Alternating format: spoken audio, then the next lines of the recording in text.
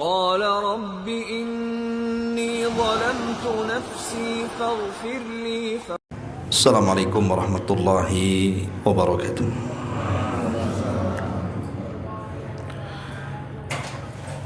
Bismillah wassalatu wassalamu ala rasulillah wa ala alihi wa sahbihi wa mawalah wa la hawla wa la quwwata illa billahi wa ba'du. Alhamdulillah, segala puja dan puja hanya milik Allah subhanahu wa ta'ala. Alhamdulillah, di malam hari ini setelah libur Ramadan kemudian beberapa pekan, malam ini kembali kita duduk di rumah Begam untuk thalabul ilmi. Karena ini permulaan kembali kita bermajlis ilmu, maka pembahasan di malam hari ini kita akan menjelaskan tentang pentingnya menuntut ilmu. Ma'asyiral muslimin wal muslimat rahimakumullah. Seorang sahabat di zaman Nabi sallallahu alaihi wasallam, Abi Dzar Al-Ghifari radhiyallahu anhu, beliau pernah dinasihati Nabi sallallahu alaihi wasallam. Kata Nabi sallallahu alaihi wasallam, "Ya Aba Dzar, la an taghduwa fata'allama ayatan min kitabillah khairun laka min an tusalliya mi'ata rak'atin wa la an taghduwa fata'allama baban minal ilmi umila bihi aw lam yu'mal khairun min an tusalliya alfa rak'atin." Kata Nabi sallallahu alaihi wasallam, "Wahai Aba Dzar, jikalau engkau keluar dari rumahmu dalam rangka mempelajari satu ayat dari kitab Allah, itu lebih baik bagimu dibandingkan salat 100 rakaat. Dan kalau engkau keluar dalam rangka mempelajari baban, satu bab dari ilmu, diamalkan ataupun tidak diamalkan, itu lebih baik daripada engkau salat 1000 rakaat." Dari pernyataan Nabi SAW kepada Abi Dzar di sini menunjukkan bahwa ilmu itu jauh lebih mulia dibandingkan amalan-amalan ibadah yang lainnya. Karena memang ibadah itu sendiri tegak karena ilmu. Orang tidak mungkin mampu melaksanakan salat tanpa ilmu pengetahuan. Orang tidak bisa melaksanakan puasa, haji dan yang semacamnya kalau tidak didasari dengan ilmu. Makanya ilmu itu wasilatun ala kulli fadilah. Dia sebuah wasilah kita mendapatkan fadilah besar di hadapan Allah Subhanahu wa taala. Makanya Nabi SAW sangat senang kalau ada sahabat yang datang menemuinya kemudian belajar. Di zaman Rasul ada seorang sahabat namanya Safwan ibn Asal radhiyallahu anhu. Satu hari Safwan ini datang kepada Nabi SAW. Kemudian Rasul SAW bertanya, "Apa maksud kedatanganmu kemari?" Maka Safwan ibn Asal mengatakan, "Inni ji'tu atlubul ilma." Ya Rasul, aku datang menemuimu dalam rangka belajar. Aku ingin belajar ilmu. Maka Nabi SAW langsung bahagia, bangga dengan Safwan dan mengatakan, "Marhaban li talibil ilmi." Selamat datang wahai para penuntut ilmu. Lianna talibal ilmi la takhuffuhul malaikatu wa tadhulluhu bi ajnihatiha thumma yarkabu ba'duhum ba'dha hatta yablughu as-samaa'a dunya. Karena sesungguhnya para penuntut ilmu itu menjadikan para malaikat membentangkan sayap-sayap mereka. Kemudian satu malaikat menopang malaikat yang lainnya sampai mencapai langit dunia. Lihat bagaimana kebanggaan Nabi SAW dengan para penuntut ilmu. Makanya hani'an li talabil ilmi, beruntunglah anda kalau masih datang ke majlis ilmu, karena ini majlis yang sangat dibanggakan Nabi SAW. Ma'asyiral muslimin yang dimuliakan Allah Subhanahu wa taala, Al-Imam Al-Qurtubi rahimahullahu taala ketika memberikan catatan kepada ayat wa qul rabbi zidni ilma, faqul rabb wa qul rabbi zidni ilma, dan katakan wahai Muhammad, rabbi zidni ilma, ya Allah tambahkan kepadaku ilmu pengetahuan. Kata beliau, Allah Subhanahu wa taala tidak memerintahkan nabinya untuk meminta tambahan sesuatu selain daripada ilmu. Kalau di sana ada sesuatu yang jauh lebih mulia dibandingkan ilmu, umpamanya harta, popularitas, kehormatan, pangkat dan jabatan, tentu Allah Subhanahu wa taala akan mengatakannya kepada Nabi. Tetapi karena tidak ada yang lebih mulia dibandingkan ilmu, maka Allah katakan faqul rabbi zidni ilma, ya Allah katakan, ya Muhammad katakan, rabbi ya Rabb zidni, tambahkan kepadaku ilmu. Makanya para ulama apabila mereka meminum air zam-zam, maka disunnahkan berdoa meminta tambahan pengetahuan, karena air zam-zam itu ma'u zamzam lima syuribalahu. Orang yang meminum air zam-zam itu akan mengabulkan para peminumnya. Maka sunnah hukumnya ketika meminum air zam-zam minta tambahan ilmu. Karena Allah Subhanahu wa taala juga yang mengatakan tidak sama orang yang duduk di majlis ilmu dengan orang yang duduk di luar majlis ilmu. Allah Subhanahu wa taala mengatakan hal yastawil ladzina ya'lamuna wal ladzina la ya'lamun, apakah sama orang yang tahu dengan orang yang tidak tahu? Ya tidak sama. Tidak akan sama orang yang belajar dengan orang yang tidak belajar. Yang lebih hebat lagi adalah ikhwatu fiddin yang dimuliakan Allah Azza wa Jalla, perkataan dari Mu'adz bin Jabal radhiyallahu an. Apa kata beliau? Ta'allamul ilma, belajarlah ilmu. Fa inna ta'allumahu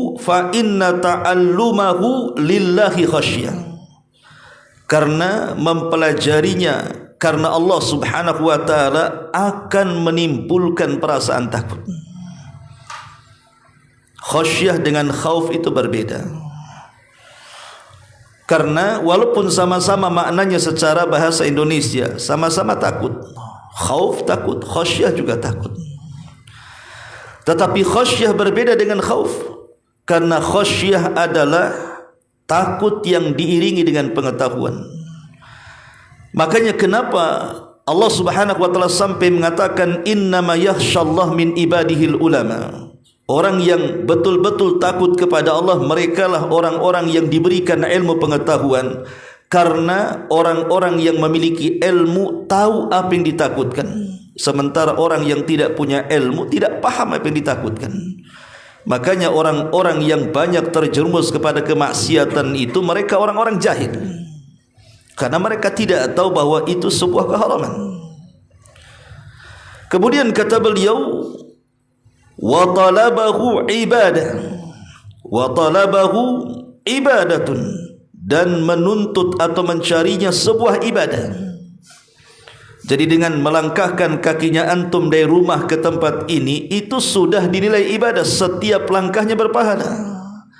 Wa mudarasatahu tasbihun, dan mempelajarinya adalah tasbih. dalam rangka mensucikan Allah Subhanahu wa taala. Wal bahthu anhu jihad, dan Anda mencari ilmu ke sana kemari itu dianggap jihad. Kalau seandainya Allah Subhanahu wa taala takdirkan di dalam mencari ilmu kemudian meninggal dunia, maka kita dihukumi para mujahidin. Karena talabul ilmi kal mujahid fi sabilillah. Wa muta'allimuhu kuburahum. Wa ta'limuhu lima la ya'lamhu sadaqah. Dan kalau kita mengajarkan kepada orang yang tidak tahu, maka itu dianggap sedekah. Wa badlahu li ahlihi qurbah, dan kalau kita amalkan maka ilmu itu bisa mendekatkan diri kepada Allah Subhanahu wa taala. Wa huwal anis fil wuhdah, dan ia adalah teman di saat kita sendirian. Lihat bagaimana semua aktivitas ilmu itu luar biasa masuk kepada bab khasyah, dan khasyah adalah salah satu amalan hati yang paling agung. Masuk kepada bab tasbih, masuk kepada bab jihad, masuk kepada bab sedekah, masuk kepada bab qurbah, dan begitu seterusnya, menunjukkan bahawa semua liputan ilmu itu bernilai keistimewaan. Maka tidak ada ruginya orang yang melangkahkan kaki ke majlis ilmu. Ma'asyiral muslimin yang dimuliakan Allah Subhanahu wa taala. Dahulu ada seorang alim namanya Abdullah ibnu Mubarak, seorang alim min ulama'il Khurasan. Ketika Abdullah ibn Mubarak ini bertandang atau datang ke sebuah kota namanya Raqqah. Ada kota namanya Raqqah, di situ ada istana yang didiami oleh seorang khalifah yang bernama Harun ar-Rasyid rahimahullahu taala. Lah kedatangan Abdullah ibn Mubarak ini disambut oleh masyarakat Raqqah dengan sambutan yang luar biasa. Karena tahu bahwa dia seorang alim dari ulama-ulama dunia. Ketika datang ke kota Raqqah, maka semua manusia mereka berlari menyambut Abdullah ibn Mubarak, sehingga sebagian mereka ada yang putus sandalnya saking memuliakan para ulama. Lah ketika manusia heboh dari mana-mana datang sehingga debu bertebaran di mana-mana, istri daripada Harun ar-Rasyid ini kaget, ada apa di sini? Kenapa manusia bergaduh? Ribut di mana-mana, berkumpul kemudian mengelilingi orang asing yang baru datang. Maka istri Harun ar-Rasyid bertanya kepada para pengawal kerajaan yang ada dalam istana, ada apa manusia ini? Maka sebagian mereka mengatakan, sesungguhnya telah datang kepada kita alimun min ahlil Khurasan, telah datang kepada kita seorang alim dari negeri Khurasan, yuqalu lahu Abdullah ibn Mubarak, namanya Abdullah ibn Mubarak. Dari sini istri Harun ar-Rasyid geleng-geleng kepala, kemudian mengatakan, hadza wallahil malik, demi Allah, sesungguhnya orang itulah raja yang sesungguhnya, penguasa yang sesungguhnya. Kenapa? La mulka Harun ar-Rasyid alladzi la yajtami'un nas illa bisyurati wal a'wan. Tidak seperti kekuasaan Harun ar-Rasyid di mana yang berkumpul menghadapnya mereka adalah para pengaman ataupun para menteri-menterinya saja. Lihat bagaimana kedudukan seorang alim di masa itu, melebihi kedudukan seorang khalifah, dimuliakan luar biasa.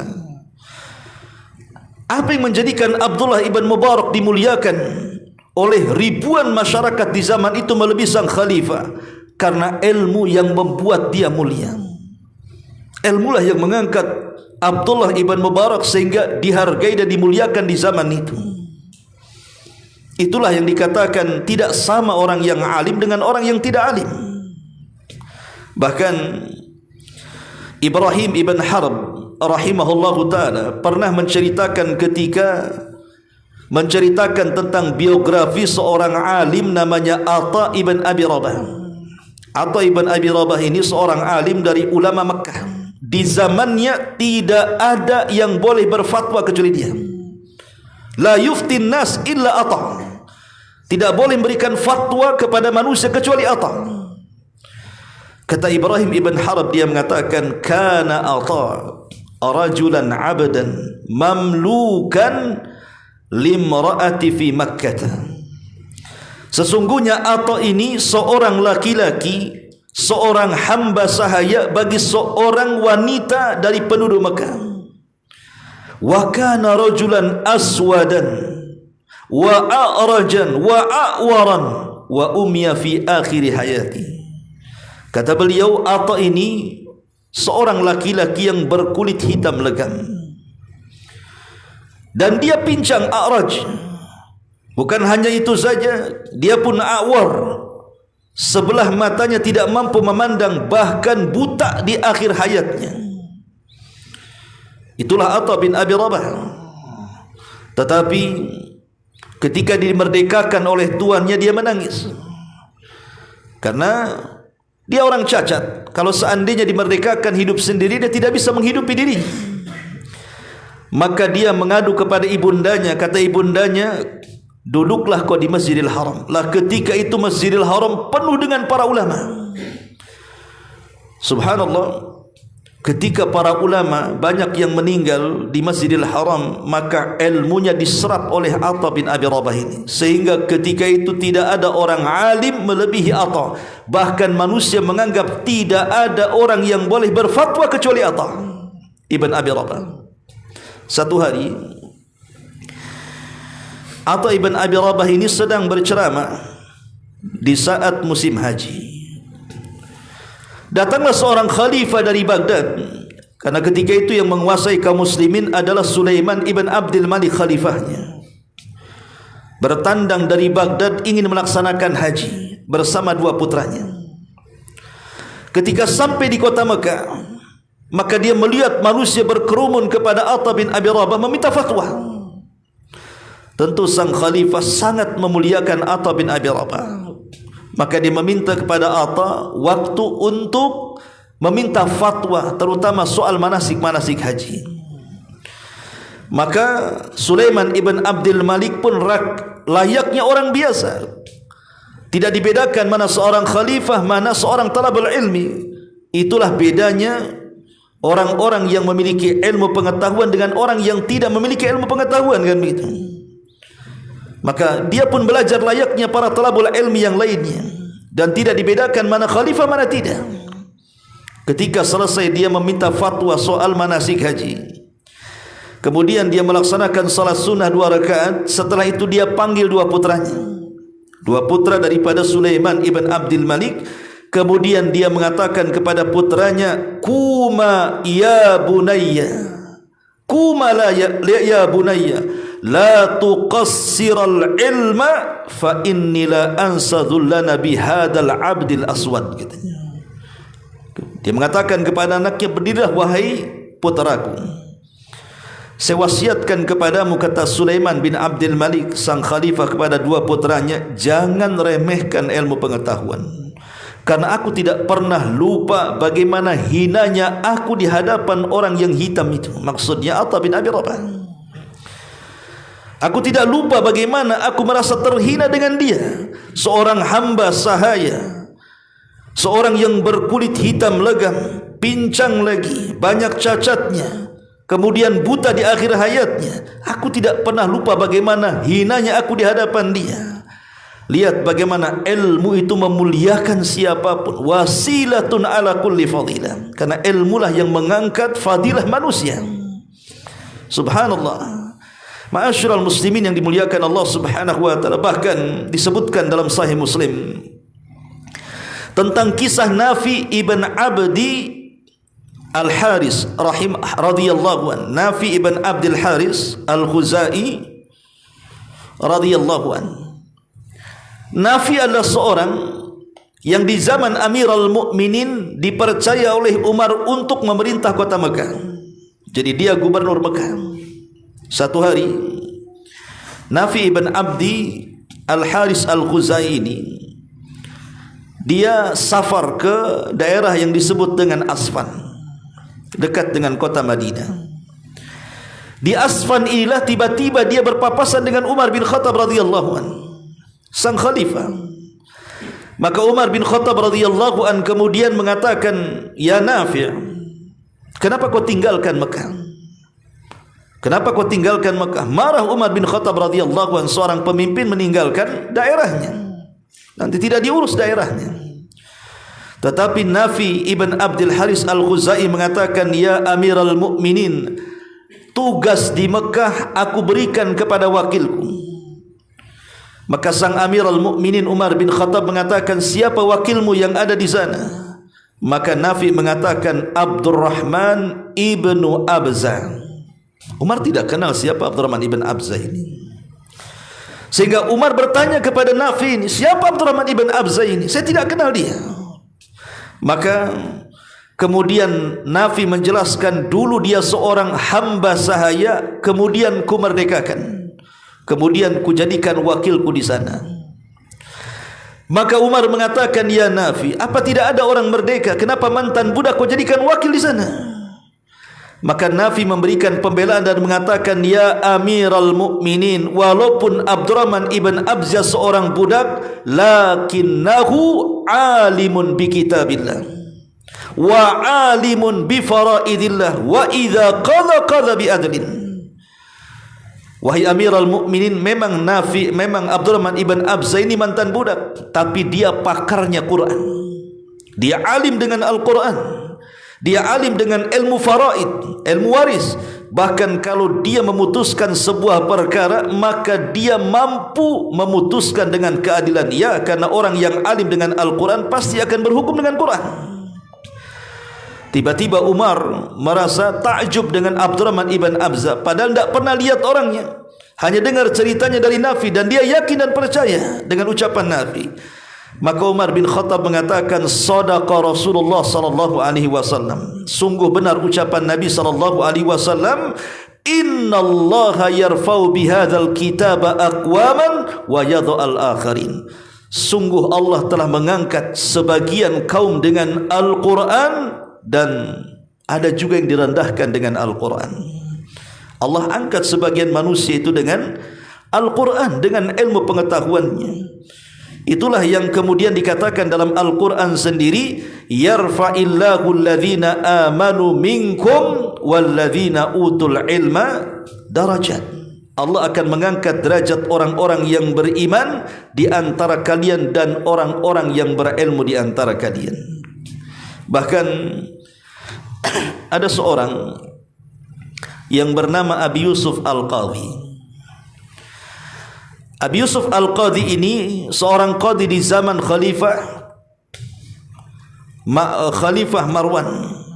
Jadi Harun Ar-Rasyid Affan, dia dijadikan qadhi oleh Harun Ar-Rasyid di Baghdad.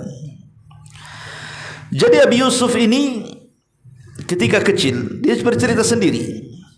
Dia mengatakan, "Lamma tuwfiya abi," ketika ayahku meninggal dunia, Ibrahim ibn Habib meninggal dunia ayahnya, "khallafani saghiran fi hijri ummi." Maka kemudian ayahku setelah meninggal, aku berada di pangkuan ibundaku. Dan ibundaku ini seorang buruh cuci pakaian. Yang bahasa kitanya dia bekerja di laundry. Buruh cuci pakaian kan itu. Berapalah gajinya? Lah, Abi Yusuf ini dia membantu ibunya. Membantu pekerjaan ibunya, di mana sekali pekerjaan hanya untuk sekali makan karena kondisinya miskin. Lah, Abi Yusuf ini tiba-tiba dicintakan dengan majlis ilmu. Dia suka dengan majlisnya Abu Hanifah, padahal masih kecil tuh. Jadi terkadang dia kabur dari pekerjaan ibunya, tidak membantu ibunya. Dia kabur, kemudian dia mengendap-endap di masjid Abu Hanifah, mendengarkan apa yang diucapkan Abu Hanifah, padahal masih kecil. Terkadang ibunya kemudian mencari-cari, cari ke sana kemari, rupanya dia sedang menguping pengajiannya Abu Hanifah. Ditarik bajunya, dibawa lagi ke tempat laundrynya, suruh kerja. Tetapi karena seringnya kemudian mendatangi halaqahnya Abu Hanifah, dan Abu Hanifah sangat bangga ada anak kecil kemudian sangat semangat belajar. Maka kemudian Abu Hanifah mengatakan kepada ibundanya, kenapa kau larang anakmu untuk belajar? Maka ibunya mengatakan, engkau sudah merusak anakku, katanya. Subhanallah, orang belajar dianggap merusak. Ya. Itulah orang awam, ikhwan. Kemudian Abu Hanifah mengatakan, oke, berapa penghasilanmu dalam sehari? Maka ibu ini mengatakan sekian dan sekian. Bagaimana kalau seandainya anakmu biarkan belajar di halaqahku dan setiap hari aku berikan uang sebesar yang kau dapatkan tiap harinya? Enak kalau punya guru kayak gitu ya. Untuk enggak kerja tapi ditransfer duit kan. Lah akhirnya kemudian Abi Yusuf ini belajar kepada Abu Hanifah. Tetapi ibundanya mengatakan tidak mau. Anakku biar bekerja. Lah di sini Abu Hanifah mengucapkan satu kata-kata yang luar biasa di hadapan ibundanya. Apa kata-katanya? Dia mengatakan, ya ummah, da'uhu yata'allamal ilma. Huwa dha yata'allama aklal faluj biduhnil fustuq, kata dia. Wahai ummah, tahukah kamu putramu si Abi Yusuf ini, dia hadir di majlisku, dia sedang belajar untuk nanti memakan makanan yang disebut dengan faluj. Faluj itu makanan yang paling lezat, tidak dimakan kecuali khalifah. Ibunya tertawa, wahai Abu Hanifah, kau ini mengarang, melamun. Kami mencari makan saja susah, tiba-tiba kau mengatakan bahwa anakku akan memakan falujah, makanan dimakan sang khalifah. Tapi dengan berjalannya waktu, ikhwatu fillah muliakan Allah Azza wa Jalla, Abu Hanifah pun terus mengajarkan Abi Yusuf ilmu pengetahuannya. Semua bidang diajarkan kepada Abi Yusuf, sehingga dialah satu-satunya murid Abu Hanifah yang mewarisi ilmunya Abu Hanifah, Abi Yusuf ini. Jadi murid Abu Hanifah yang paling cerdas itu Abi Yusuf, dan dialah guru daripada Imam Syafi'i, guru daripada Imam Malik. Imam Malik pernah belajar kepada dia ketika saat dia datang ke Mekah. Lah Abi Yusuf ini setelah besar kemudian menjadi ulama. Khalifah Harun ar-Rasyid meminta kepada Abu Hanifah untuk dicarikan seorang ulama yang bisa menjadi qadhi di Baghdad. Akhirnya kemudian Abi Hanifah kan memilih di antara murid-muridnya yang cerdas siapa? Kan tidak sembarang dipilih. Tentu yang paling cerdas karena akan dijadikan qadhi, jadikan hakim agung. Maka Abu Hanifah memilih Abi Yusuf karena dia yang paling cerdas di antara murid-muridnya. Maka Abi Yusuf pun dikirim ke Baghdad, kemudian dinobatkan menjadi qadhi di zaman itu. Satu hari Abu Hanifah, Harun ar-Rasyid memanggil Abi Yusuf ini untuk bermajlis. Saat bermajlis itulah datang makanan-makanan lezat, salah satunya falujah, makanan yang tidak dimakan kecuali oleh para pejabat kerajaan saja. Kata Harun ar-Rasyid kepada Abi Yusuf, ya Abi Yusuf, makanlah makanan itu. Ketika Abi Yusuf melihat makanan itu, tiba-tiba dia tertawa lepas. Tentu Harun ar-Rasyid heran, orang suruh makan malah tertawa, kan begitu. Kemudian ditanya, kenapa engkau tertawa? Maka kata Abi Yusuf, sesungguhnya pada makanan ini ada kebaikan yang tidak mungkin kuceritakan, katanya. Kata Harun ar-Rasyid, bisakah kuceritakan? Akhirnya kemudian Abi Yusuf pun menceritakan kepada Khalifah Harun ar-Rasyid dari awal sampai akhir, termasuk cerita ketika dia masih kecil. Abu Hanifah ngomong sama ibunya, biarkan anakmu belajar di sini, dia sedang mempelajari sebuah ilmu yang dengan ilmu itu dia akan makan makanan lezat, makanan yang tidak dimakan kecuali para khalifah. Sekarang aku makan makanan ini rupanya. Maka kata Harun ar-Rasyid, sungguh Abu Hanifah, dia tidak pernah memandang manusia dengan mata kepalanya, tapi dia memandang dengan mata akalnya. Dia tahu engkau orang, dia punya firasat kuat bahwa engkau akan menjadi orang, bahasanya. Itulah kecerdasan para ulama. Lah dari kisah-kisah ini, ikhwatu fillah muliakan Allah Subhanahu wa taala, lihat bagaimana Allah Subhanahu wa taala mengangkat manusia dengan ilmu pengetahuannya. mengangkat Abdullah ibn Mubarak, mengangkat Abdurrahman ibn Abza, mengangkat siapa lagi? Seorang Abi Yusuf Al-Qadhi. Tidaklah Allah mengangkat mereka kecuali karena ilmu pengetahuannya. Maka ilmu itu mengangkat segalanya, dunianya dan akhiratnya. Ma'asyiral muslimin yang dimuliakan Allah Subhanahu wa taala, makanya di sebuah lingkungan kalau masih ada ustaz, masih ada pendakwa, maka bersyukurlah lingkungan itu. Kenapa demikian? Karena rusaknya sebuah daerah ketika tidak ada orang alim di dalamnya. Rusaknya sebuah daerah itu ketika tidak ada orang alim di dalamnya, ketika tidak ada para talabatul ilmi. Karena ilmulah yang membedakan mana yang hak, mana yang batil, mana yang ikhlas, mana yang tidak ikhlas, mana yang rusak, mana yang baik. Karena ilmu adalah ruhnya kehidupan. Dengan ilmu itulah hiduplah jiwa-jiwa manusia, hidup keluarga manusia, hidup masyarakat manusia. Tapi ketika ilmu lepas dari manusia, dari masyarakat manusia, apa yang terjadi? Dipastikan kerusakan di dalamnya. Makanya Rasul ketika menceritakan tentang alamat kiamat, tanda-tanda bahwa kiamat telah dekat, apa kata Nabi SAW? Wa yanshurul jahlu, ketika kejahilan merata, wa yarfa'ul ilmu, dan ilmu diangkat. Bagaimana cara diangkatnya ilmu? Nabi SAW bersabda, innallaha la yaqbidul ilma intizaan. Allah itu tidak mungkin mencabut ilmu begitu saja dari dada-dada manusia. Walakin yaqbidul ilma biqabdil ulama. Tapi Allah itu ketika mengangkat ilmu itu dengan cara apa? Diwafatkan para ulama. Makanya kenapa Al-Imam Al-Baihaqi dalam kitabnya Syu'abul Iman dari hadis Abi Darda, di antara redaksi hadisnya adalah mautul alim musibatun la tujbar wa sulmatun la tusad wa najmun tumis wa mautu qabilatin aisaru min mauti alimin. Kata Nabi SAW, meninggalnya seorang alim itu musibah yang tidak tergantikan. Kemudian kebocoran yang tidak mungkin ditempel, laksana bintang yang padam cahayanya. Kalau seandainya satu kabilah meninggal semuanya, itu lebih ringan dibandingkan satu alim meninggal dunia. Karena sampai hari ini kita lihat bahwa setiap ada ulama meninggal, tidak ada penggantinya. Siapa yang menggantikan Imam Abu Hanifah? Tidak ada. Siapa yang menggantikan Imam Syafi'i, Imam Malik dan Imam Ahmad? Tidak ada. Karena pengganti dalam bab ilmu syar'i ini biasanya tidak lebih alim dibandingkan pendahulunya. Lain dengan pemilik harta.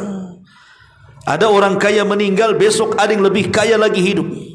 Ada pejabat meninggal, besok sudah disiapkan para pejabatnya. Ada pemimpin meninggal, memang itu yang dikehendaki wakilnya biar dia naik jadi penggantinya.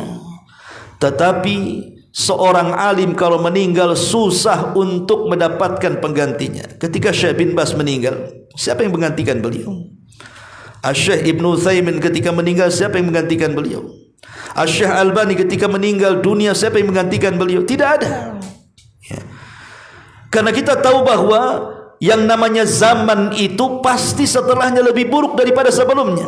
Makanya Rasul mengatakan dari riwayat Anas ibn Malik radhiyallahu an, sayati alaikum zaman walladzi ba'dahu syarru minhu. Akan datang zamannya di mana setelahnya pasti lebih buruk daripada sebelumnya.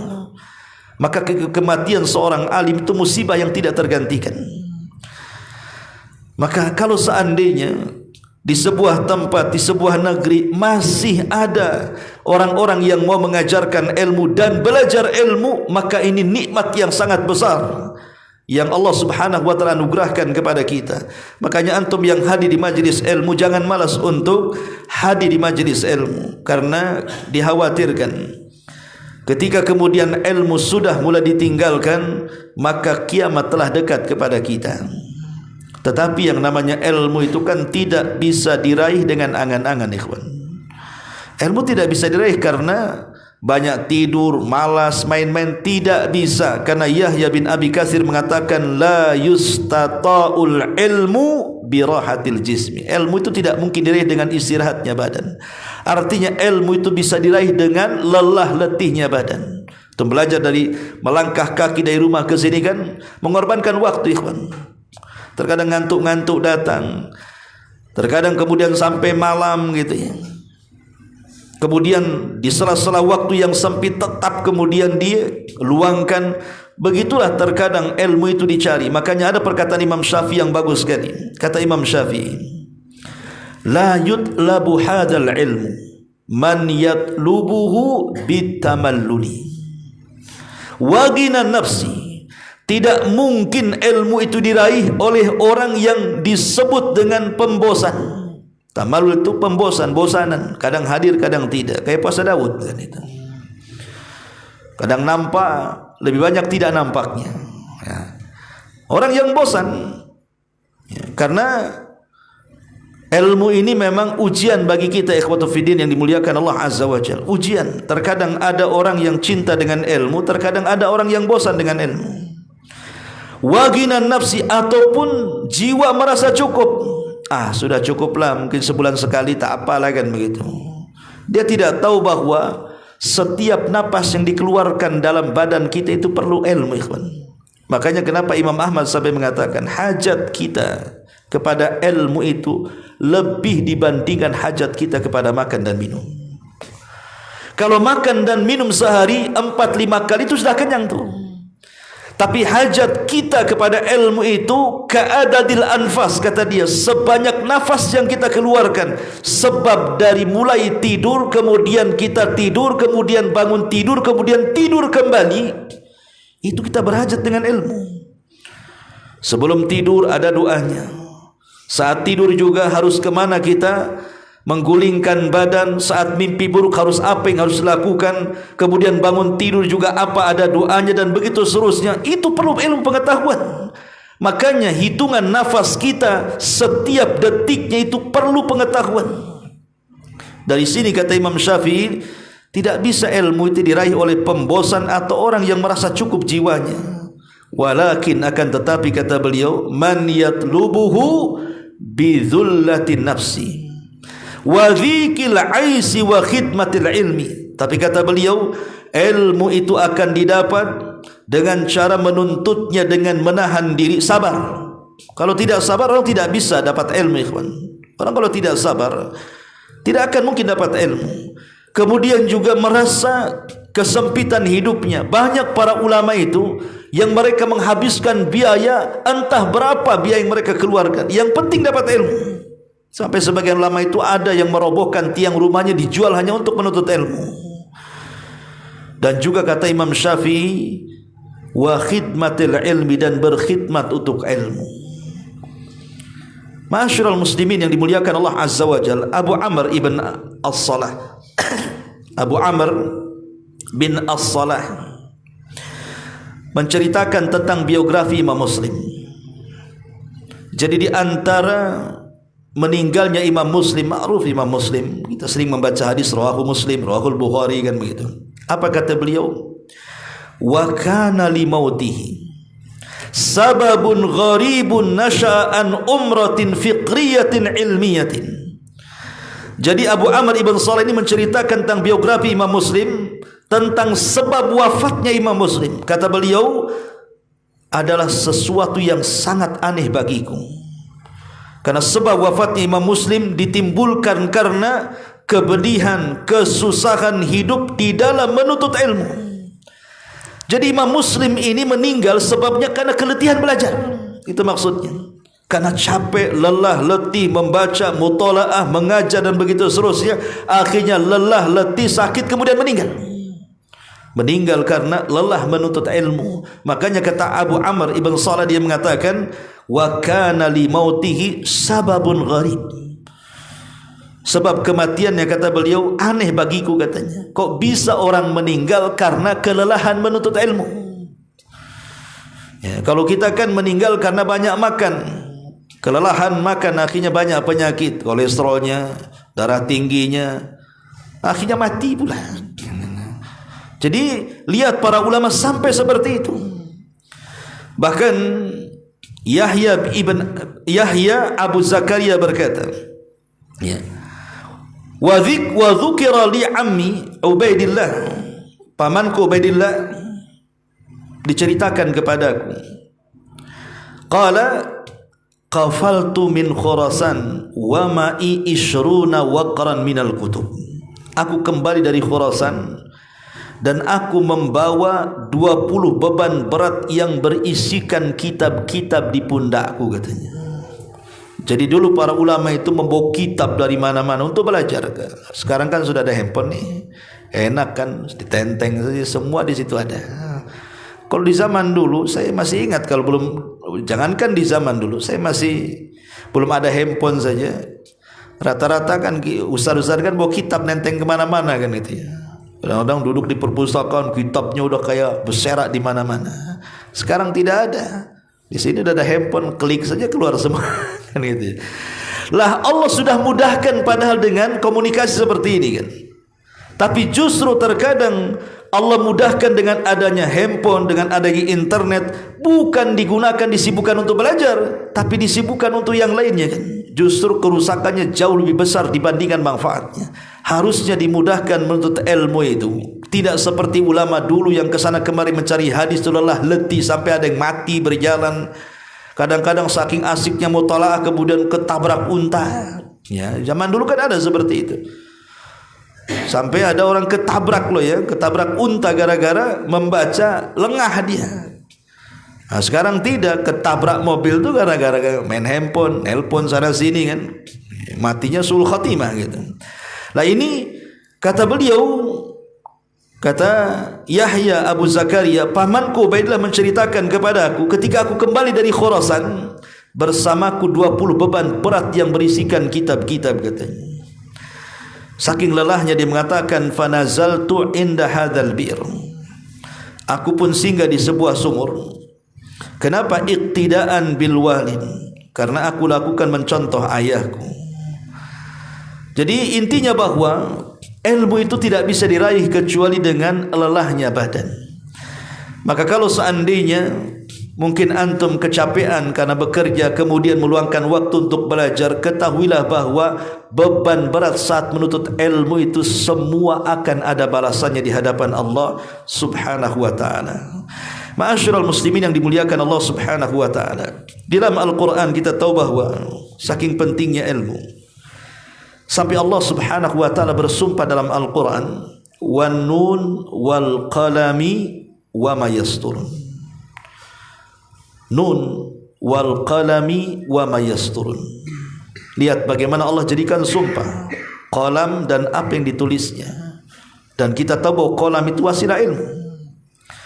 Ulama tafsir mengatakan tidaklah Allah bersumpah dengan qalam, melainkan karena adanya kemuliaan dengan ilmu, sehingga Allah jadikan sumpah dalam Quran. Bahkan Allah jadikan kebaikan seseorang itu karena ilmu pengetahuannya.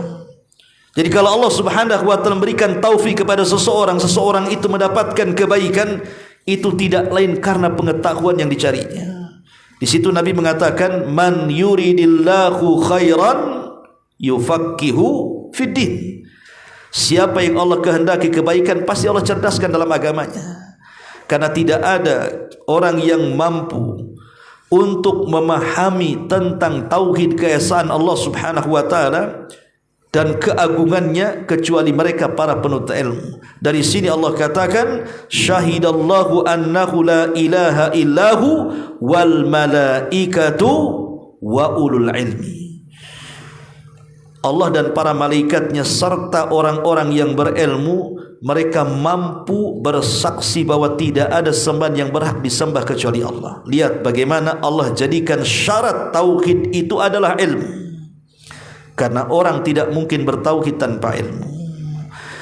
Ma'asyiral muslimin yang dimuliakan Allah Azza wa Jalla, dan banyak dalil yang menjelaskan tentang keutamaan ilmu, maka tetaplah istiqamah. Kemudian kalau kita sudah mendapatkan sebagian daripada ilmu, maka dakwahkan kepada orang lain. Karena Allah mengatakan Rasul mengatakan man dalla ala khairin kafaili. Siapapun yang mengajak manusia kepada kebaikan, antum mengajak kawan untuk hadir di majelis ilmu, tetangga antum kompori untuk datang ke majelis ilmu, maka antum akan dapat pahala.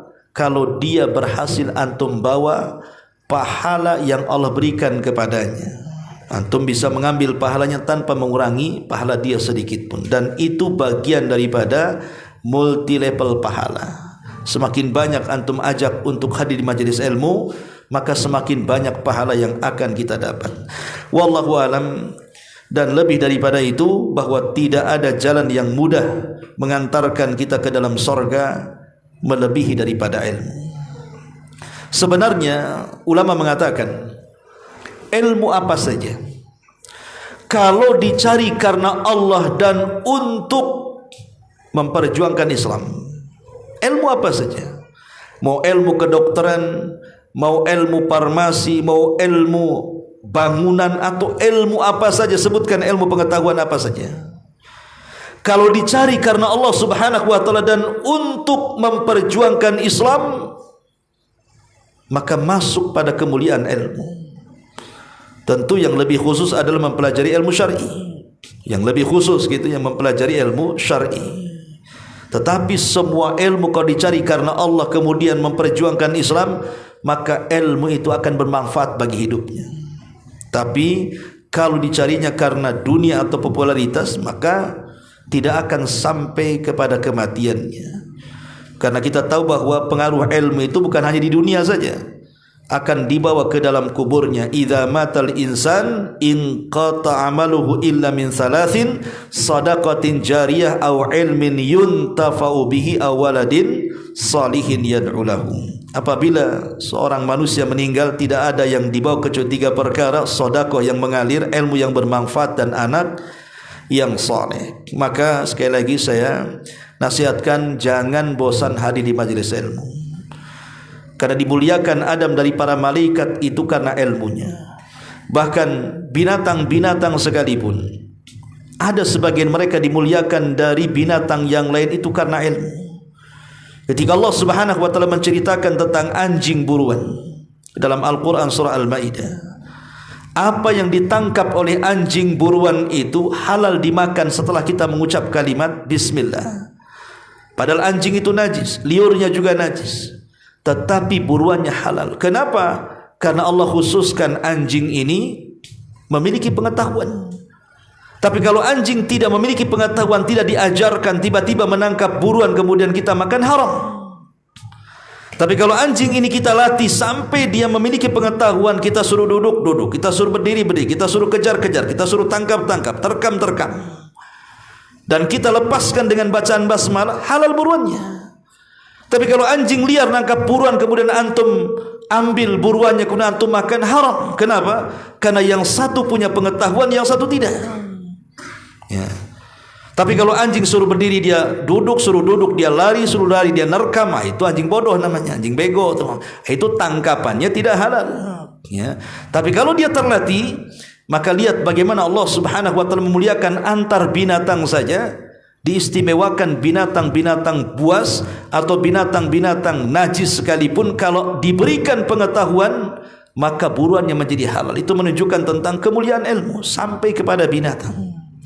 Inilah diantara kemuliaan ilmu yang disebutkan para ulama. Wallahu alam. Mungkin ini yang bisa sampaikan, dan insyaallah mungkin mulai minggu depan kita mulai kajian kita tafsir.